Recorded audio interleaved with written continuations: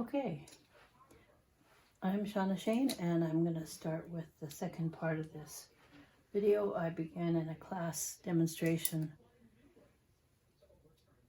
in a class on Zoom, and the second part is a little bit more precise and a little bit more detailed, so some of it requires a lot more concentration, and so I won't be talking quite as much about what I'm thinking. However, when I can, I will put some information out as to what is going on in my head. I'm looking at spaces, I'm looking at shapes, I'm looking at sky shapes, negative shapes, and the first thing I see is that according to the cropping, I might be a little bit high on this. It probably was a little bit different. Let me see if I have a different. Yeah, this is probably the photo I was going from, so I just changed that because it didn't line up. So, a little bit of mineral spirits and a little bit of cerulean, and I'm going to put in a little bit more sky over here on the right side. Cobalt and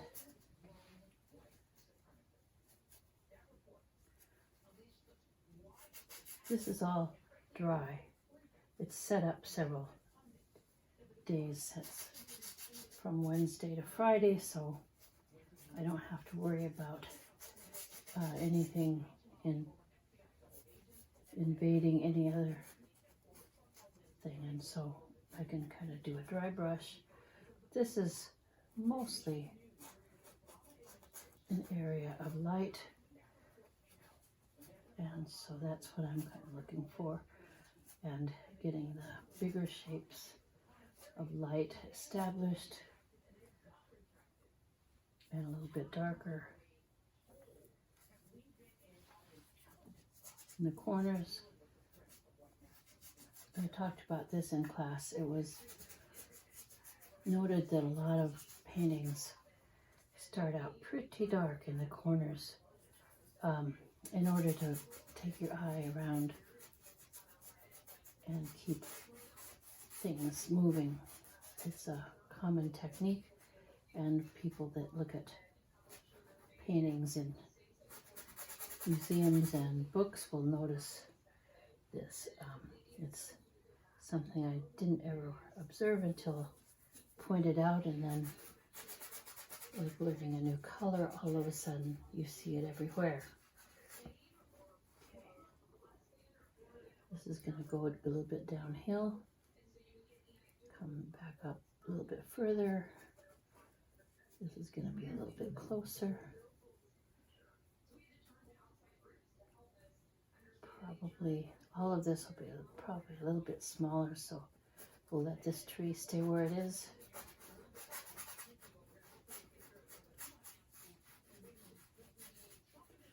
Do some blending. Oops, a little bit lighter than that. And a tiny little bit of yellow added to this.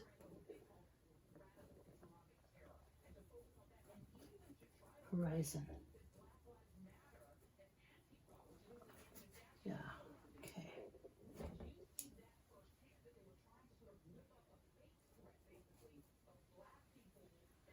So now I'm going to probably work on some of the bigger shapes of grass. So let's see what I can find. Some yellow ochre, a little bit of Indian red, and usually some cool is going to go in there, making it into the green side. Add a little bit more cadmium. Sometimes I'm going to mix warmer, middle, cooler in a range. So I'll have a little bit of cool, a little bit of warm, a little bit of, say, a lavender, and then see which one works, and I can vary the color as I go. I also recommend a clear glass palette because it's so easy to clean, and I recommend that in any event it's necessary to start with a palette that is toned. So you don't want to be working from a white palette. You want to start with a middle value palette so that what you have, what you see, is not going to be a huge jump to what you're putting on your canvas. It's the same reason we tone our canvas. We want the value of what we're mixing to match what we're going to put on the panel or the canvas. So let's see if I can find the shape, and maybe this is still broad strokes. Not trying to finish anything, but just seeing if I can get the local color mostly established. None of the small shapes yet. This is just working larger shapes. A little bit of darker blue, a little bit of cool towards the edge.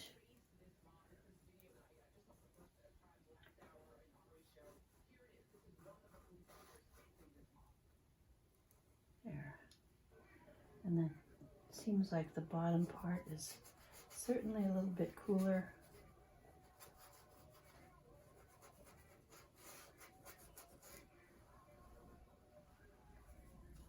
If I was more expert, some of these strokes would be put in and be final, but I still have to work it a little bit. But the goal is to do as few marks as possible.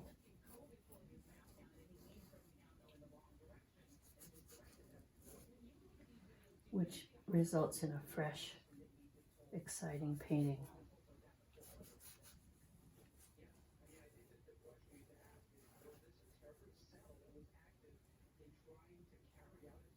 Small little piece of snow coming in, but that's a very small piece, so I will leave it till something I can add a little bit later.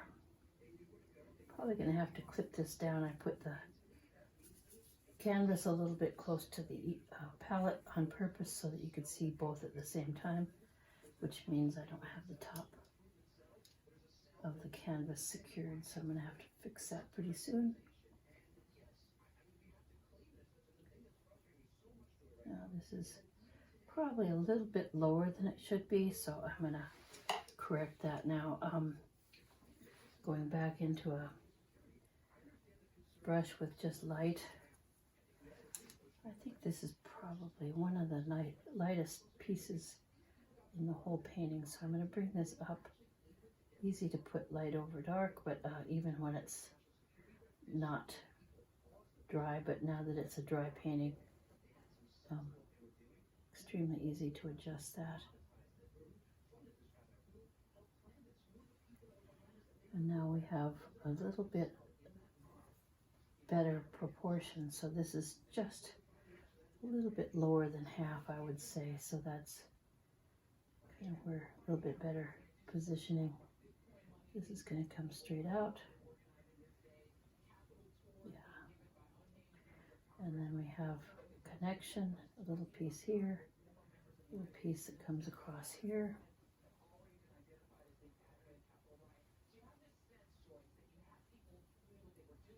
At this point I'm using some, I think this is liquid gel, liquid impasto medium.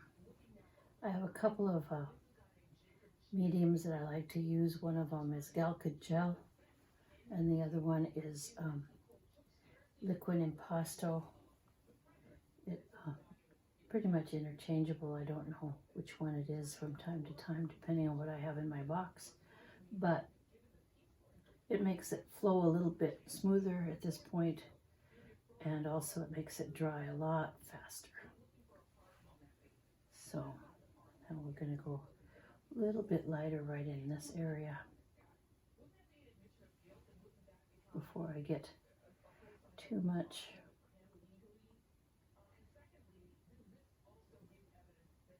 Most of this is established fairly accurately, so I'm going back and forth from light to dark at this point. The beginning starts with only dark to light, period.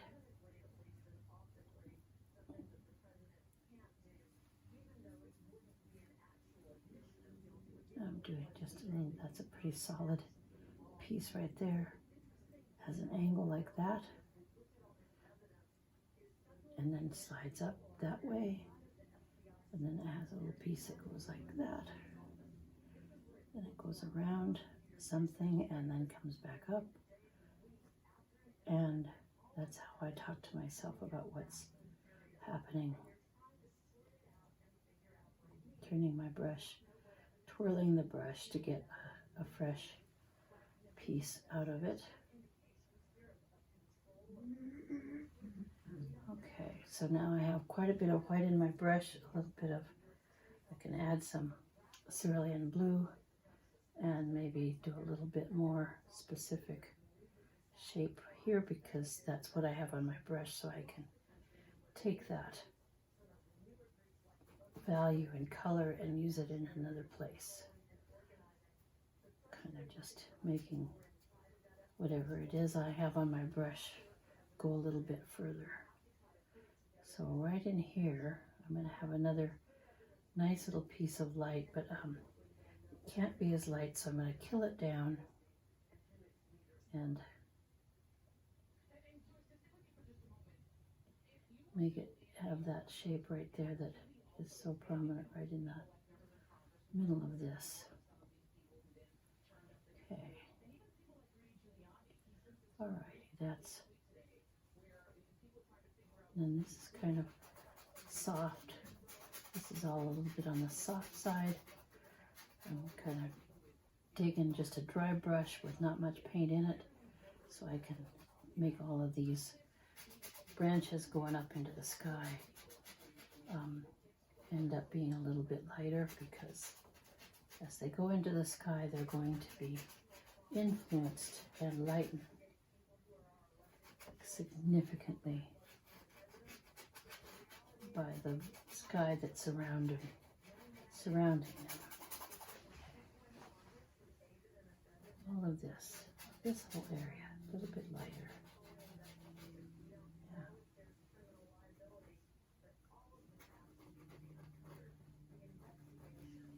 Okay. So now the same thing. This is all a little bit brown and a little bit could be bluer. It could be cooler. I'm just looking for times that I could say, is it lighter, is it darker, is it warmer, is it cooler? That's my main thought process rather than trying to match things just exactly. Now I'm just adding a little bit of green, distant green, soft, light greenish, just adding a tiny little bit of tone so that it was just a little bit too blue. So now I'm going to add just a little bit of green, and I think this one is going to come up here. I still have a pine tree to, an eastern pine to put in here, but yeah, I think that's going to work okay. And then it goes a little bit cooler right in here. And definitely a little bit greener. And usually I'm gonna look for darker towards the base, just to the right of this eastern pine that I just put in. We have this piece of dark right through here, comes up, comes across. There's a little branch or a tree trunk that goes in there.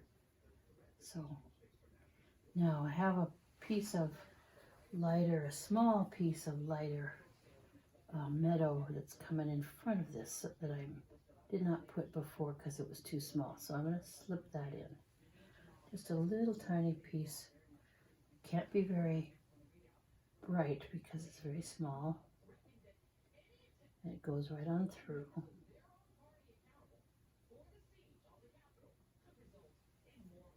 Yeah.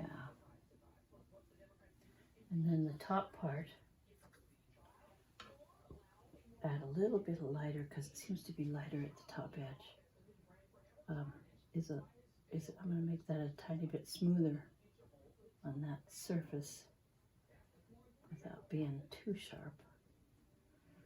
Okay, now that same bit of lighter, I'm going to go ahead and take this and make it lighter as well, that we have kind of a little winter tree with a nice form right there in the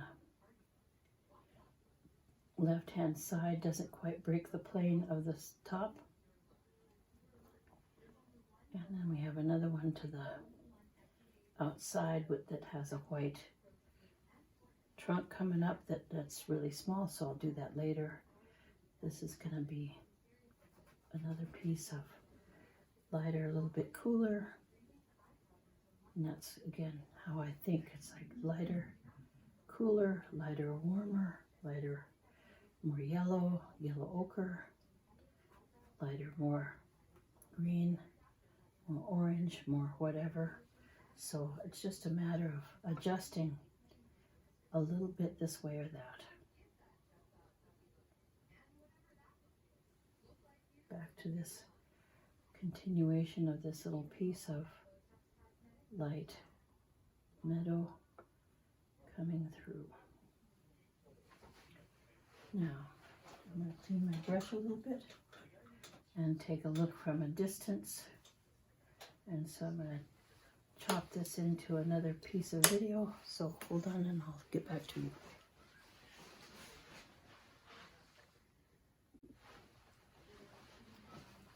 Okay, I've tried to look at it from a distance for a little while, see what I see that might need some adjustment.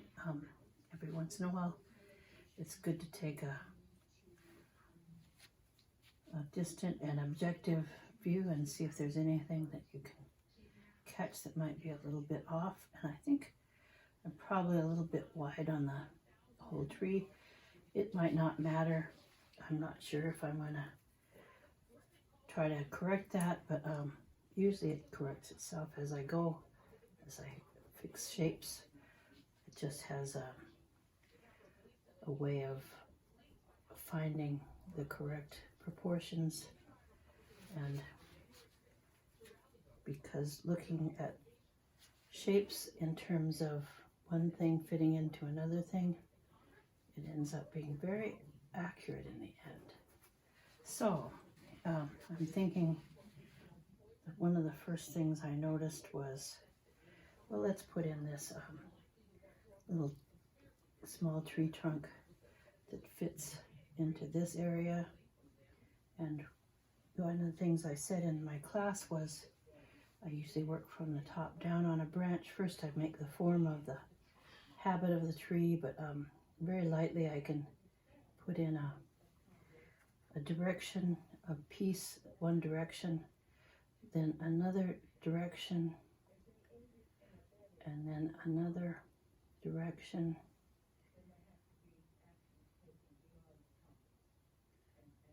So it ends up being several little straight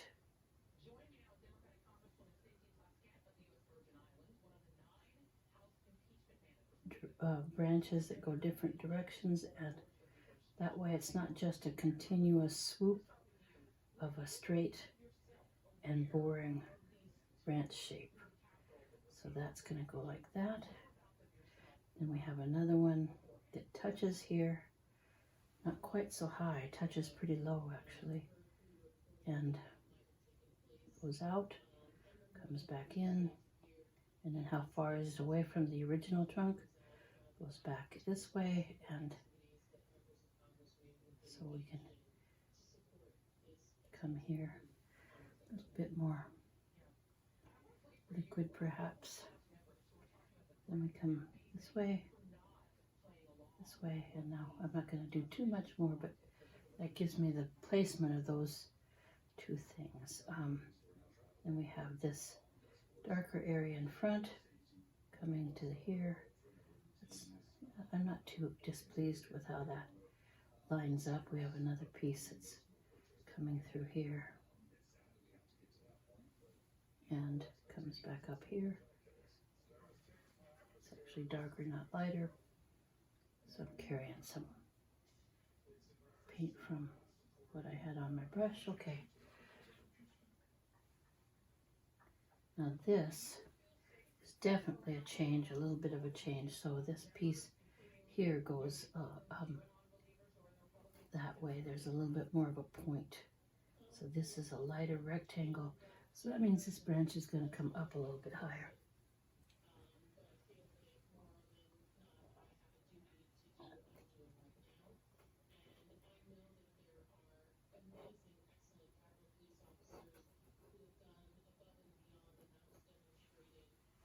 So let's put in the branch and see.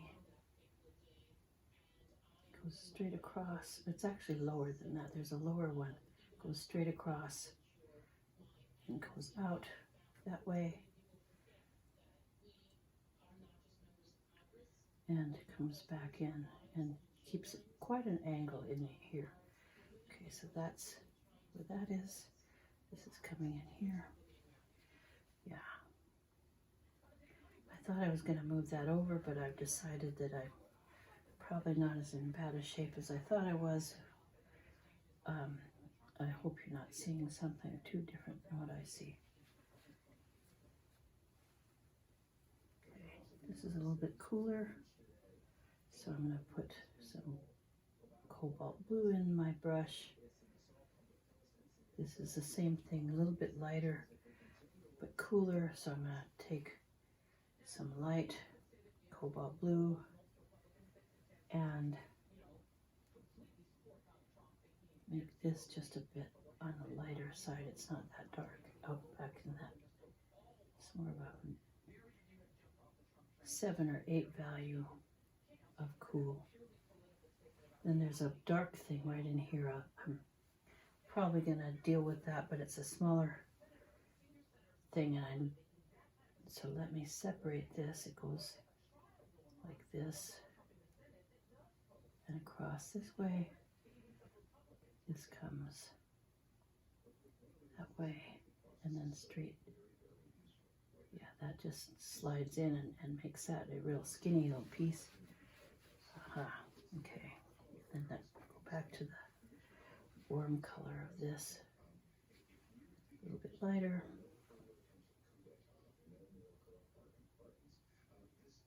Okay. Now I think we definitely, this is a little bit wider than it should be, but I'm not going to worry too much about that. I think I can live with that, and that it's just something that could be, and this is exactly what happens when you're far enough along and you're saying, how much does it matter? At the beginning, I'm going to change anything that's not right. But after I get going, you get invested, you get some time put in, and the changes become a little more time consuming than is warranted. And if it doesn't alter the point or the message or the composition or the successful painting in the end, I guess that's the big question. Does what I'm doing help or hinder the development of a beautiful painting? And if I can say it's okay, it's going to work, it's going to still be a beautiful painting, then I can let it go.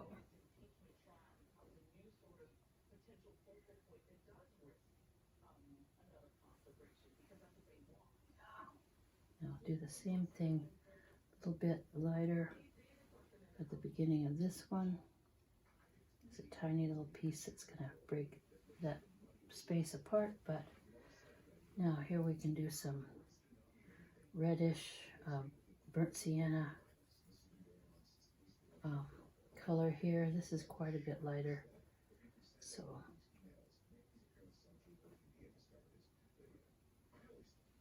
I'm going to do an edge of this, the light hitting the top of this bunch of brush. You know, I guess this is another thing that I'm thinking about, and I'll talk to my class definitely about this whole concept, along with warm and cool and what the shape is and what the temperature is and what the value is and what the local color is especially regarding warm, cool, dark, and light. I'm really concerned with the surface of things and the side of things, because if I am aware of where the light is, then this is going to be side and this is surface. So this is a whole area of the top part. There's a little bit of side coming in here, a little bit of side. So the side is going to be darker than the surface. And that's going to be something that you have to keep in your head, that there's going to be, on almost anything that you're looking at, if there's light at all, it's going to have surface and side. And it's helped me a lot to figure out what the value of something should be, because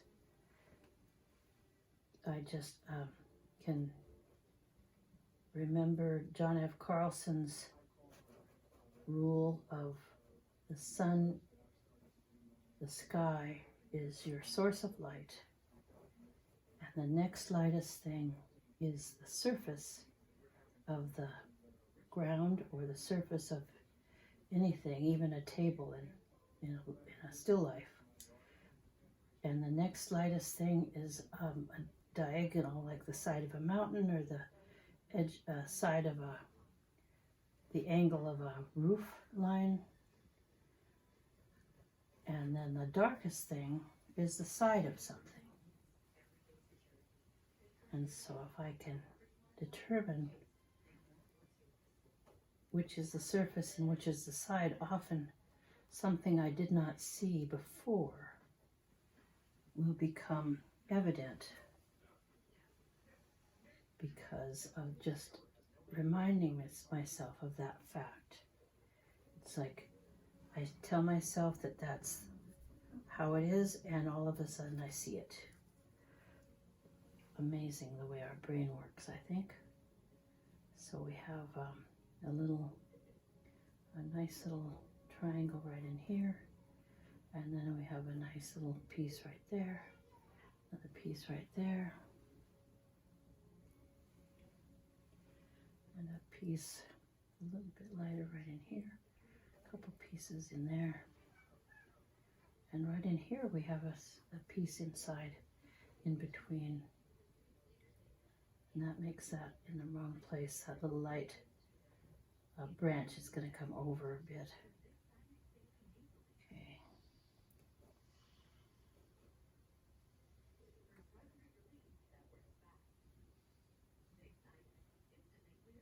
Okay, so that comes that way. This comes this way.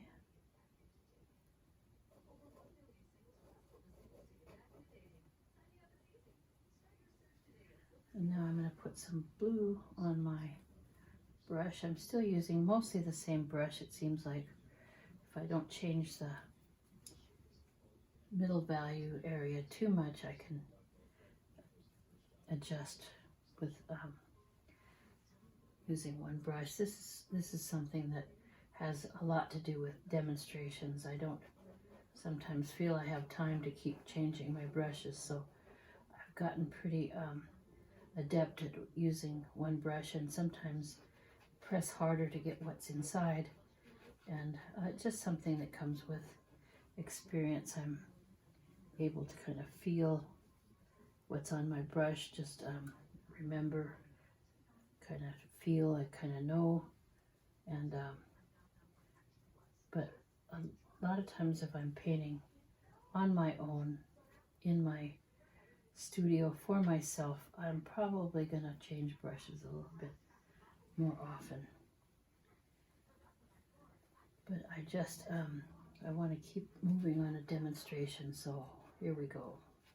It just keeps going. Now here we have a little bit of green and a little bit of yellow. Here I'm going to put some of this yellow ochre that I have, and that's not light enough, so I'm going to add some white to that.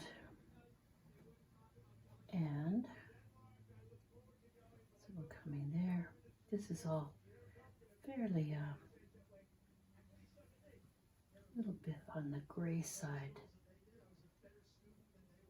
back here, so nothing's very dark in the distance. Okay, put this a little bit going that way, then more. We could even put a tiny bit more light right here. Okay. Now, let's get all of this is a little bit too dark for that kind of distance. Everything that's in the distance gets lighter. The darks drop out in the distance. Nothing, this is middle distance, but even so, I want to make sure that there's a hierarchy of dark, that nothing that's really far away is as dark as the middle value, and something in middle value is not as dark as the closest thing. The very closest thing should be your darkest thing, period. No exceptions. The photo might say that the distant trees look black. That should not be in your painting. It destroys the sense of distance. Distance is rendered by showing the atmosphere and the fact that things are, colors are dropping out in a predictable order, and we have just no darks in the distance, period. So the more you can kind of take a big leap of faith and give yourself lighter distance areas and also softer edges, because even though the photo looks like they're cut out of a piece of paper and pasted on, that again destroys the form. We want the actual edge against the sky to be influenced with a dark,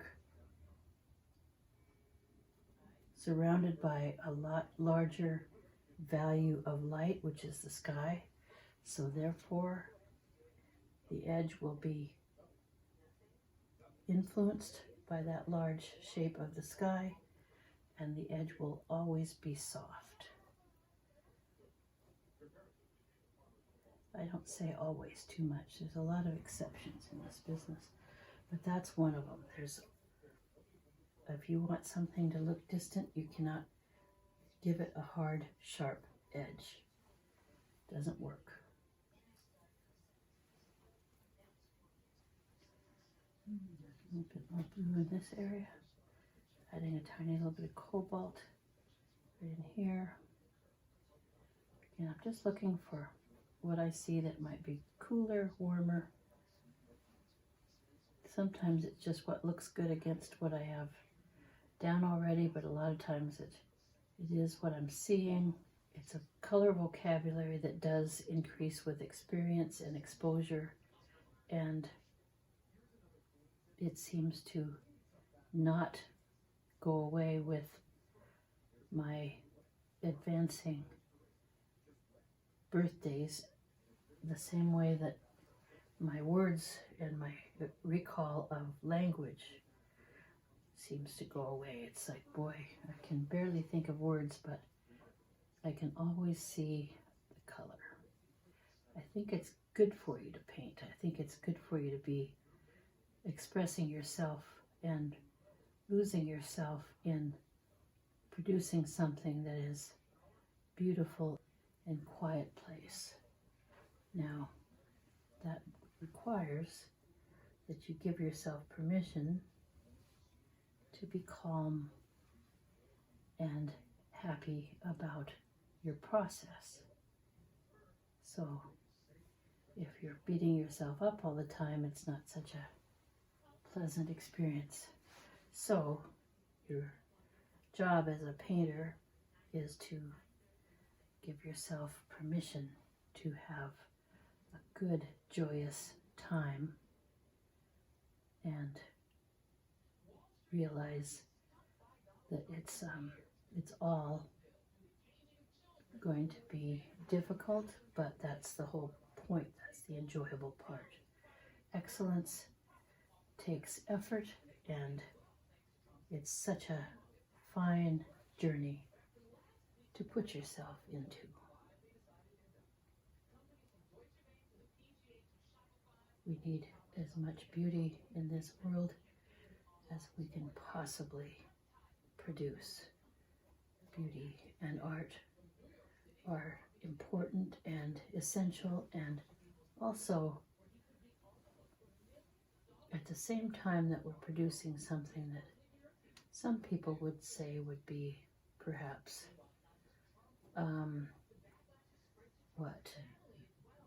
not essential, not something we eat, not something we wear, not something for shelter. It could be considered to be, but on the other hand, I think of art, music, art, all of the creative things that we get into as not just an exercise in expression, but it's also an exercise in problem solving, in learning to use our brain to see things in a way that gives us a solution. Creativity is not just putting something down on paper, it's solving problems. So smaller little shapes, smaller little detailed structures. I'm going to put some of the small pieces here. I'm not sure about this. I think I'll put something that's kind of a greenish. I usually throw in about 18 colors on my brush, so it's never just one color. Something dark, and then that has to be balanced out by this dark, and then we're going to have that balanced out by this dark.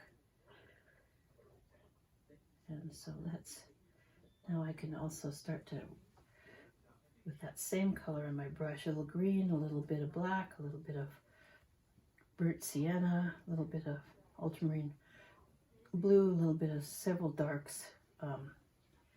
Then I can throw that, see how that works. That's a nice dark there.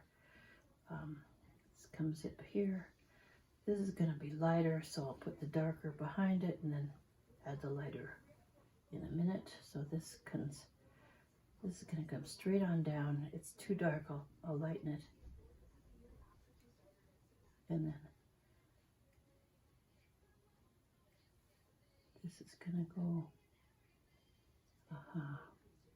yeah, so this I'm going to be in that area, and then this is going to be in this area. It's not quite right, but close.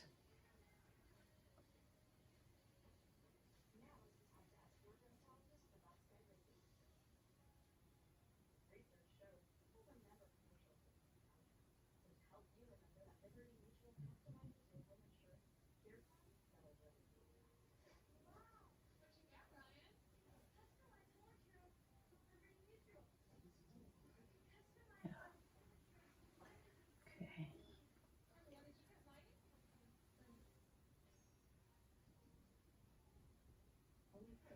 Everything I do here is going to be probably a little bit thick, and it'll certainly be adjusted from the outside in with sky holes and sky shapes.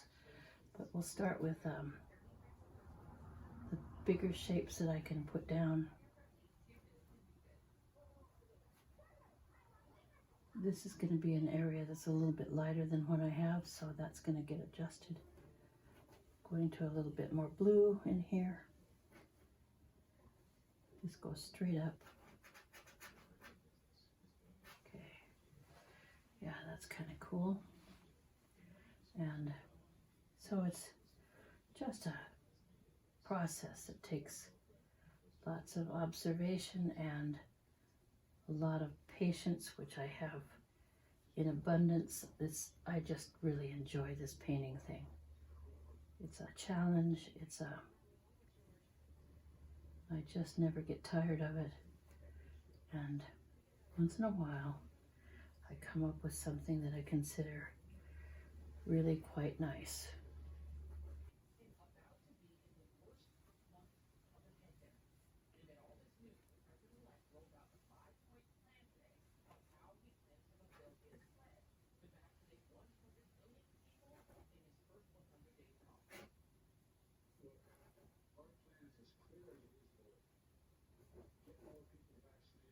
Trying to see places where I can't see any light through. I'm looking for areas that if I can't see any light through, then I need to make that be how it is. If I see light through it, then I can adjust that later. But first I want to deal with the places that are solid. That way I know that I can safely get my lighter places, my lighter sky holes in the correct place. I don't want to, so this is this light branch, light part of the trunk, a little bit pink down here, and then it comes into another corner that goes that way. It seems to be going a little bit more gold, so yeah, maybe some raw sienna towards this area. And then it comes up a little bit, not quite that high, but even so. Okay, and then this one I said it was too dark, so I'm going to put the same thing over that. And then the rest of it is just literally a matter of trying to find these darker shapes, figure out where they're going, see if they're a little bit warmer, a little bit lighter, a little bit darker. This one is, I'm going to put it a little bit light, especially on the right side.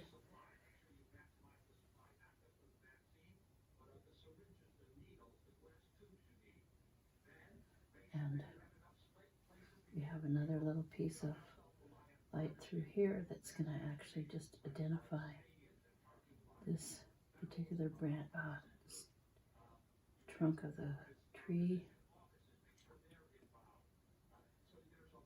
And so on it goes. This is the part that's going to be quite time consuming, more than probably I even want to do in a video. I'm just going to keep working on this. Let's see, we have a definite shape that's coming like that, and another one that's coming in here.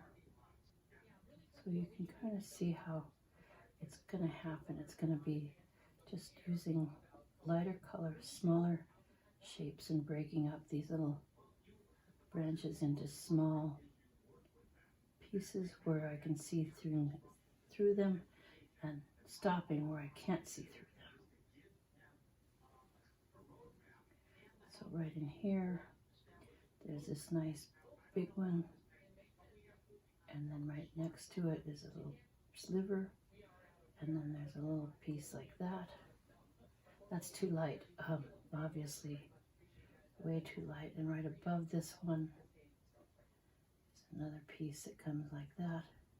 So that's how I would build a tree. I'm going to keep working, but I'm going to stop the video because this could take quite a little bit of time. And so I will take it away and come back in a little while with a more finished painting, and I'll show you a couple of things that might be of help at the end. But right now, we'll sign off. Okay. All right. There we go. Thank you. I've been working on this painting for a couple more hours since I left the video, and working on smaller shapes and smaller areas, and now I want to find out if I feel like it's pretty much resolved, if everything is done to my satisfaction. It's pretty close. I'll probably find another couple things. So for that process, I have a way of identifying individual areas, and so I put a mat. Does each area look like it would be a nice little, not necessarily a painting, but a nice area that looks like it's good brush strokes? And so far, that one's a little bit rough. Probably could work on this area right here a little bit more because it seems a little bit blurry and not really indicative of a finished painting. It's not just beautiful on its own. And as I come over here, I think this area also is probably could use a little bit of work. So in this area, I thought I might be able to fix a little bit, and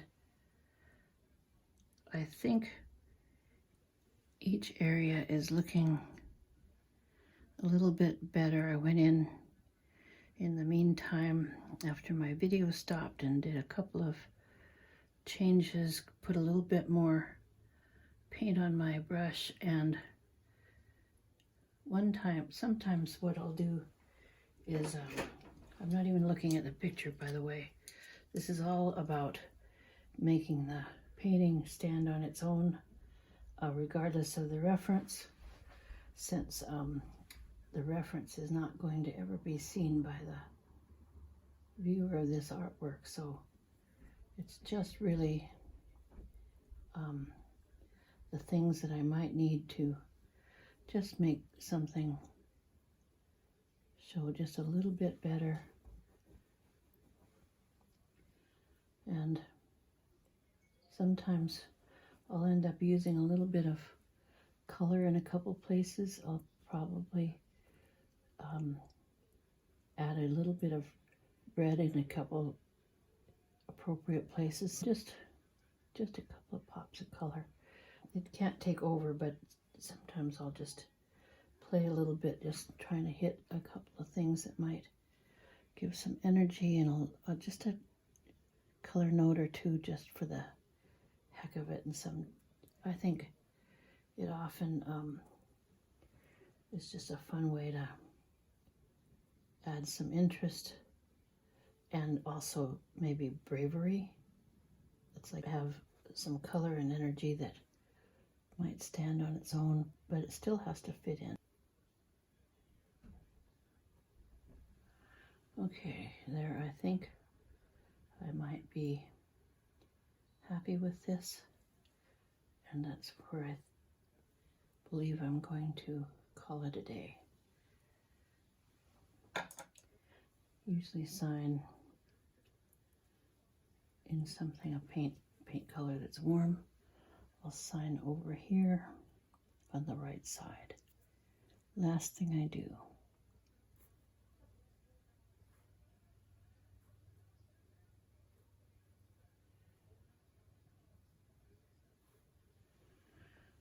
Okay, and there we have it. Okay, and thank you so much.